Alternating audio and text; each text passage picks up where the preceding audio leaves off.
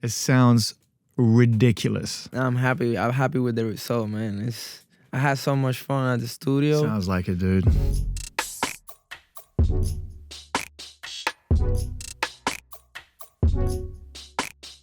I'm trying to put something new, man, in the table. I mean, not new, because, everything is invented already. It's just new. Not by you. You haven't done this. With Yeah. You haven't picked it up. You haven't picked it up and played with it? No. This is the first time that I've been playing with this color musically. See, we get too preoccupied with what everyone else did before and should we do it. But by the very nature of the fact that you picked up those toys and played with them means it's new. Yeah, for sure. Yeah, I try to, analyze my career, and all the music that I do.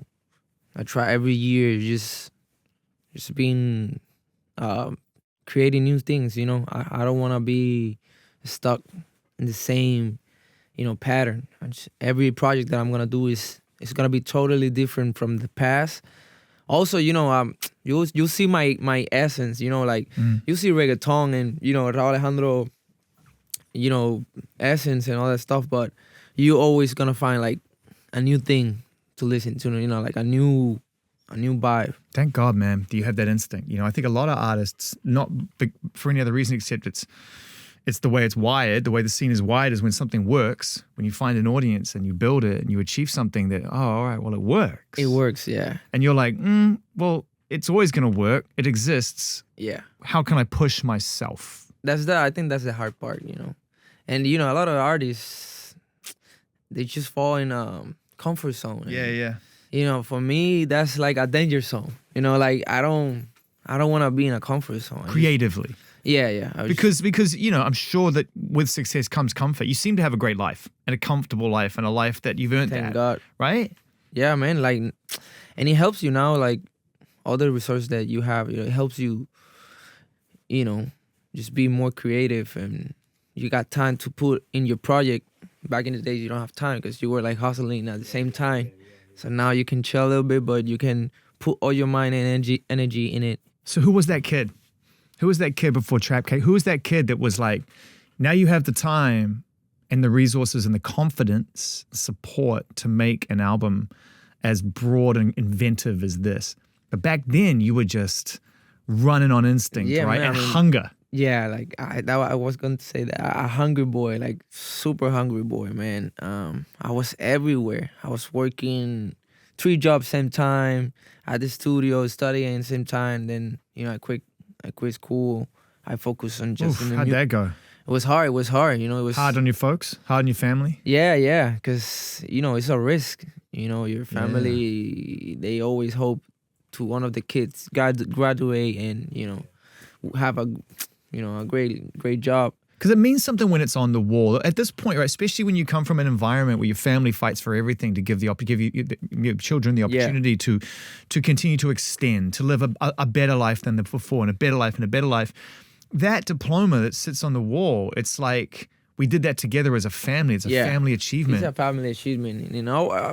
I always had that in mind. I was focused in the studies, and I did this promise to my mom. Yeah, I'm gonna finish. Oh man! But life is something crazy, and you can get honorary diplomas through success now, bro. You got to do it. I gave her another diploma in music. So see, we got it. Because what it really says is, I went my own way, but I achieved the same, if not more, doing it this way than I would have done if I'd stayed within the structure. Because what did you learn about the system? You decided to leave the education system, which is designed to send you out of the structure. It's a structured environment. Everybody answers the same questions. Yeah.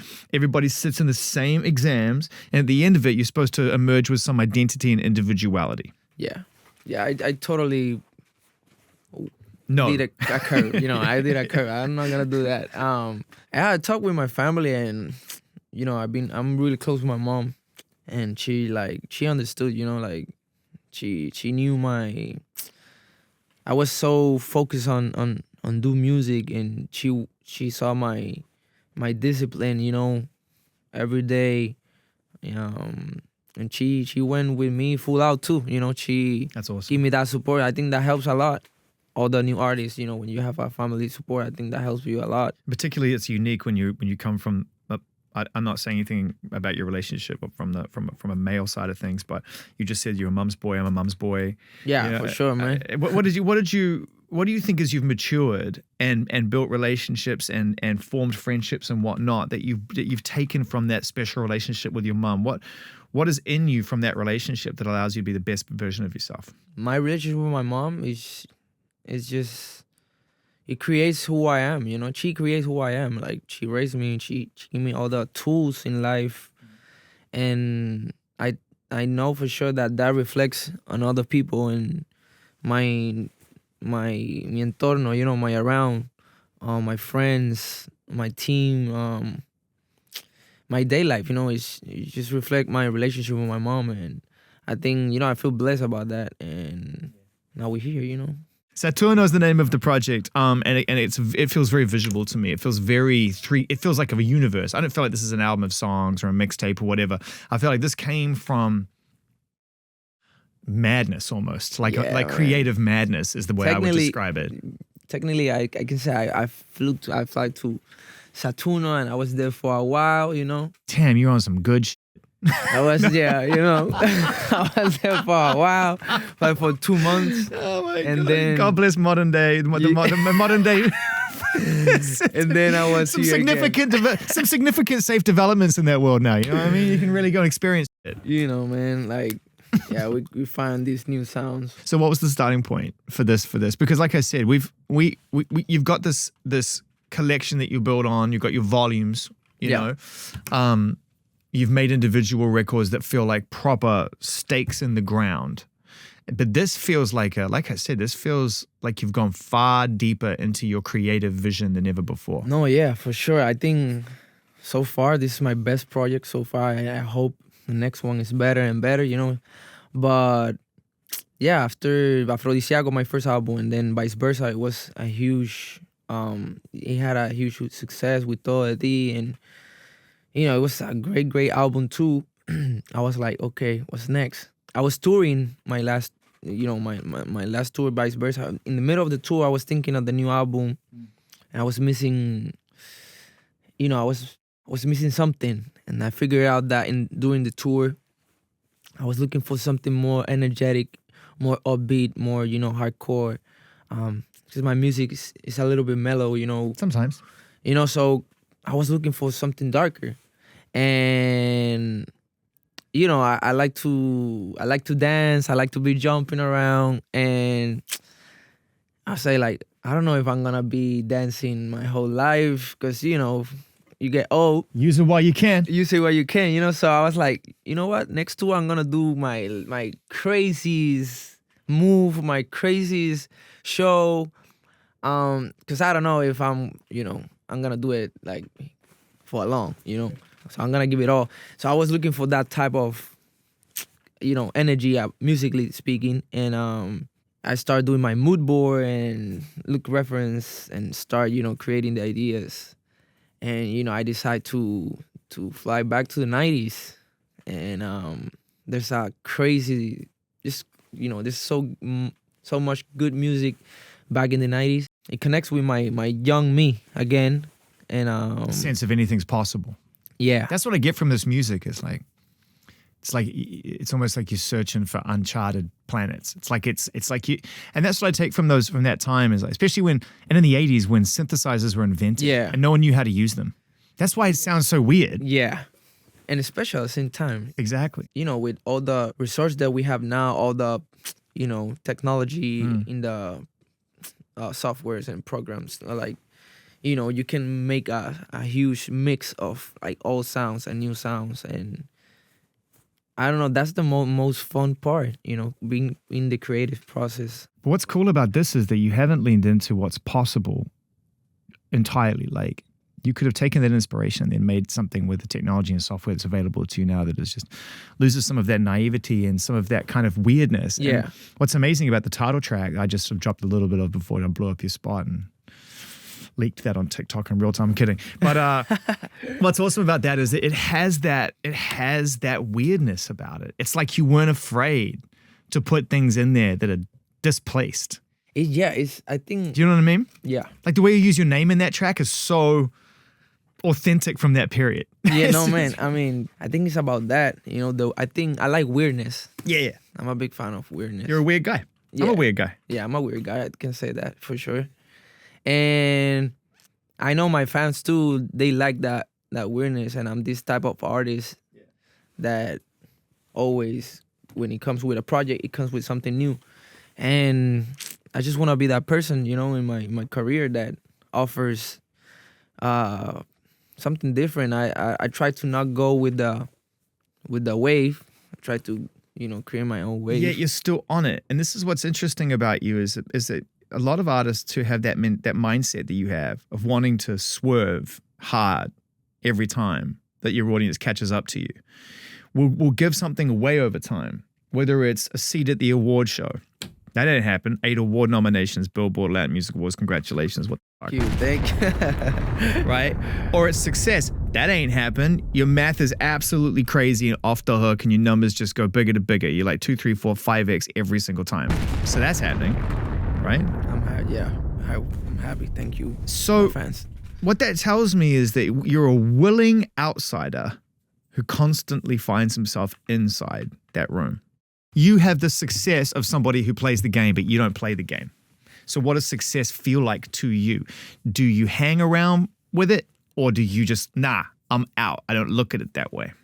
I don't know, man. I think, I don't look at it that way. I just do, I follow my intuition, my feeling. My feeling, yes. When I feel it, I think like I need to go for it. I cannot quit. I cannot go to other side. I need to stick to that thing that makes me feel like that.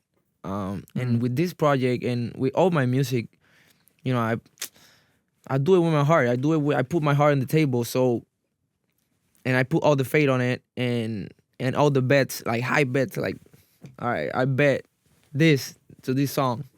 And, well, I don't know. I didn't miss yet. Thank God. You know what's crazy? I don't know how to say that, but it's perfect. I follow my intuition. I don't know. You remind me so much of somebody, and it makes total sense because you're with them. She's exactly the same.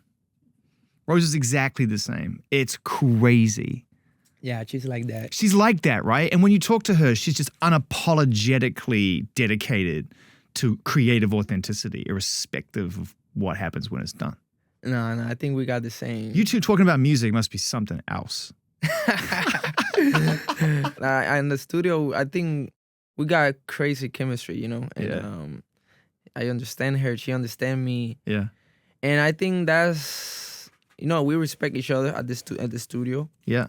And, but she knows what she wants as well, right? Yeah. She makes that super clear. Yeah, super clear. So I try to not, don't fight about it. And she also knows my ideas too. Like when I'm with one idea, like she don't say nothing. She just follow too. Like I think that's special. How do you relate to one another creatively with each other's music? I mean, I don't know if she's credited on this album, whether she just is a part of it anyway, because you guys have got such a strong chemistry. No, yeah, I mean, like you get inspired of your your couple, and vice versa too, and it's like a mix of everything. And here's the thing. Sometimes I go to the studio, she's doing something, and I say like, oh, put this, or she say, oh, put this, and then like even we don't give credit to each other. Yeah, like, it's life. It's just life. It's just like, and then you get not everything needs to be credited. Sometimes it's nice just to actually share something because it sounds better.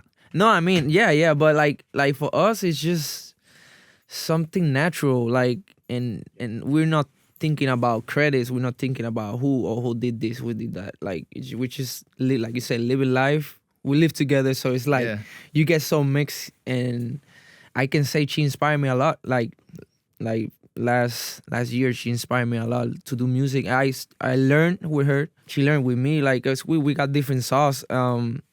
But I think that's special, and it reflects through our music. I can't think of too many people who have any kind of relationship as close as the two of you clearly do, who are pushing the boundaries the way you do individually. Like it's crazy. Like you're right. It's a perfect I don't know about you personally, and I'm sure it's brilliant, but just as a music fan, it's like you're perfect for each other. You know what I mean? Because it's just like, you're like both just pushing into new territory all the time. No, I mean, I'm happy. We're really happy. And that's awesome, man. Yeah, we're not rushing neither to do music together because, you know, you live with that person. You don't have any rush. And I know when the time comes, we're going to do a great job.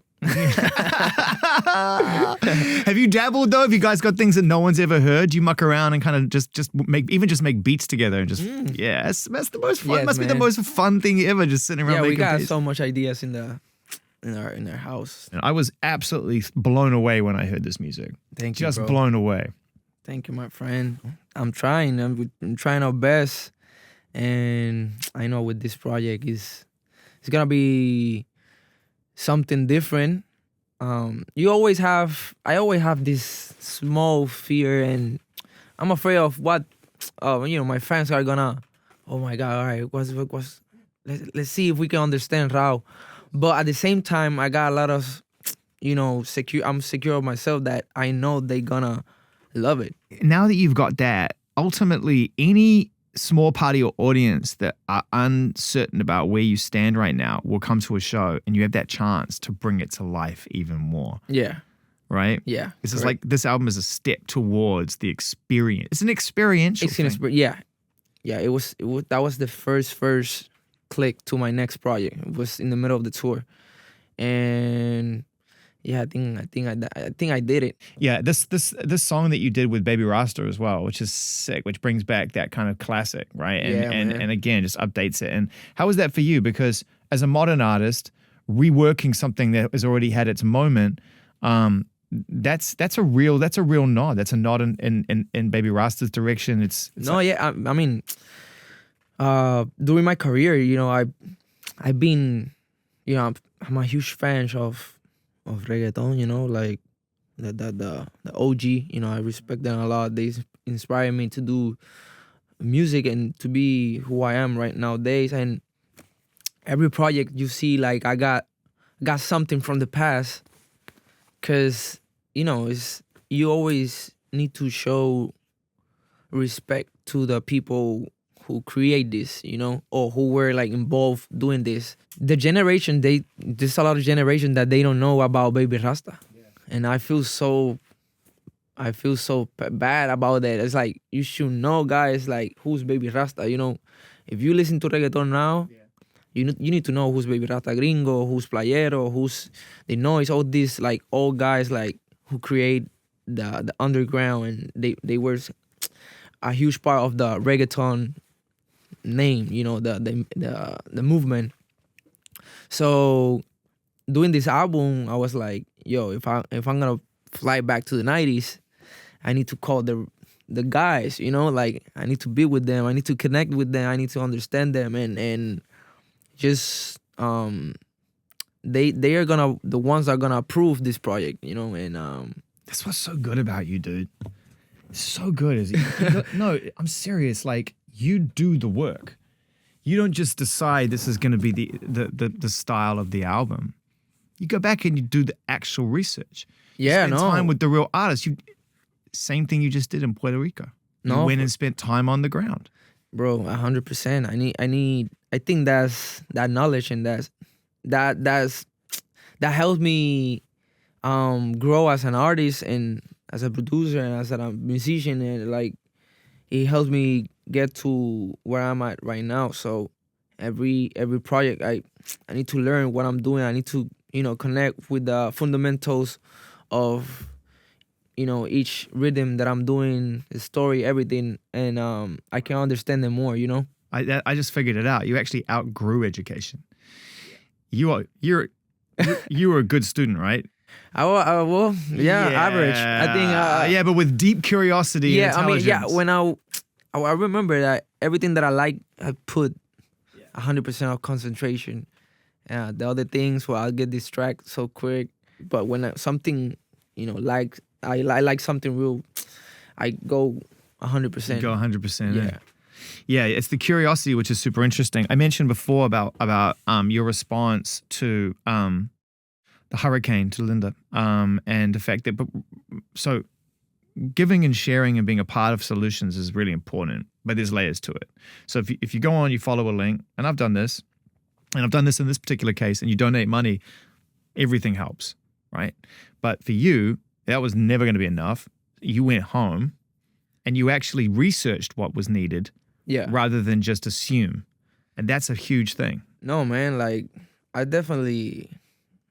think I feel more comfortable just knowing where my stuff are going, that just sending money. I'm not saying that it's not bad, you know. No, it's like I said, there's levels to this. And I remember too, you know, I was in Hurricane Maria 2017 in PR. I was still working, you know, I wasn't big, I wasn't famous, I wasn't Rauw yet. I was just a local artist. And we had like a bad time. I was 2 months with my family, no power, no water. It was crazy, you know, like you don't forget that. You don't forget that, never. And then 5 years later, it comes this hurricane again to Puerto Rico. I was just remembering my days there, like 2 months without power and water. So let's do something about the power. You know, let's figure it out. And then now that I'm in this position, you know, that I could help, for sure. I was 100%. I called my manager and said, like, bro, I'm gonna cancel what we have this week. Let's go fly Puerto Rico. Like, we need to do something, because I was thinking every day myself in that situation, and it gave me like anxiety. You know, like I was in Puerto Rico and I was feeling that I was there. So we did a plan. And you gave generators. Yeah, we did a good plan. It helps a little bit, but it's just a small percent, you know. It's never like, you know, like it takes months to be back again to normal. And I've never been in a hurricane of that scale. I've been in some cyclone weather. I've seen some weather, but I've never experienced that kind of where it's caused that much damage, and, to your point, anxiety to the community and to the infrastructure. Yeah, it's horrible. It's horrible because you don't know if your house is gonna like support that. You know, like you have faith. Oh, this is good, but you don't know. And then so many people think that way, and then the next day when they woke up or they see the house that it's not there. It just flew out. And man, it's hard, bro. It's hard. It's you know, I always, at the same time, I always try to be positive in the bad days. So I have good memories also. Of course. You know, being in hurricanes, like I remember when I was young and back in Maria, like the family gets together, no signal, like, you know, your phone, there's no, you start like playing like table games. You connect more with your family and with your neighborhood. Like, so, I don't know, man. God's plan is something different, you know. And let me ask you this. I'm glad you mentioned that, the idea of God's plan, not even idea, the belief of God's plan, that God is with you and will ultimately guide you through the good times and the bad times to what is essentially your purpose from beginning to end. When you have those bad days, when you have those days when, I'm assuming you do because we all do. All of us. Do you lean into your relationship with God more? Or do you find it hard sometimes to communicate with God because you're lacking that sense of motivation and desire to achieve? I try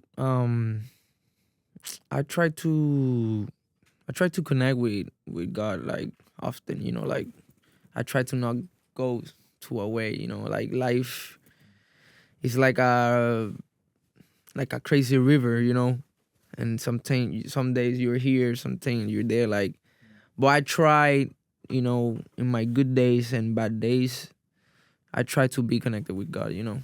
I think my mama always, my grandmother say, oh, everyone's looking for God in the bad days. How about the good days, you know? Yeah. So that's gratitude. That's what that is. That is basically, you know, I grateful. I have this in my mind since I was little, and, you know, I try to be connected with him even in my good days, you know. bad days and good days. So I'm not perfect, but I try to just to be there. That's why I think having faith in something, apart from bringing you closer to a community and helping you find solutions as a family, as a community, that's, I think, one of the great things that comes from faith-based structure is that you're not alone. We can find solutions together, right? Which is important. And I think as well is it keeps a lot of the stuff that can overwhelm us in check and allow us to focus on our purpose. Of course. Which for you is art, creativity, and music. I think you said like perfect. I think it helps you just to be focused in your purpose in life. And you do it, and I do it like, I don't know, I do it. It feels good to do it. I don't feel this pressure about work. I don't feel this, tension in the studio, deadline. None of that. I feel not well now. Like 3 years ago, 4 years, it was a crazy rush. But now it feels like I can be, at the studio myself, and nobody texting me. I'm not replying. Airplane mode. What was probably what's the biggest thing that you've learned about yourself so far since you've been releasing music? What's probably the biggest thing that you could sit there with a bit of altitude and take a look at your experience and go, that's not who I was. I'm not who that person was anymore. I've left that behind. Damn, man, that's a good question. I'm sorry, did you think you were coming in here? We're just gonna kick it, talk about snares and kick drums, bro? This is I've been waiting for this one, bro. I've been waiting for this one, man. It's a good one, man. I came in prepped. For sure, bro. I learned a lot. How to do things, how to move, how to be happy. Are you good at saying no? I think I started doing that now. Yeah. Yeah. I think when you say no, it's like you need to know your body. You need to know your mind. It just saves room for yes. Man, like you need to have time for yourself. And if not, you're gonna explode, man. We're humans. We're not like a machine. Yeah. I think in my mind I was a machine, but like it's impossible, to have this hustling spirit for 50 years, or it's impossible, man. Like, it's good to have this mentality of being better every year, but with time, you need to, chill a little bit, because if not, you're gonna, How do you prepare to record your vocals? Do you have a process? Is there a time of day? Is there a mood? Is there a feeling? Is there a time when you eat, don't eat? How do you know when your voice, your instrument, is gonna be at its best to capture the essence of the song? Yo, Zane, I don't really know that question, man. It's just, I just go. It can be... You just turn it on? Yeah, man. It can be any time, any hour. That's so annoying. For sure, yeah, for sure. I don't like to eat before I'm gonna record, Right. I've been taking vocal classes, thanks to my girl. Uh-huh. She always you need to practice more. Okay, I'll do it. She told you to get your technique right. Yeah, she practices her vocals every day with her professor. Because she came from that discipline before she became this kind of creative force. She was the person studying that. And she told me, when you would have to go to school or whatever, they were I'm on time. I'm the other way. I start the creative without any technique and discipline. Yeah.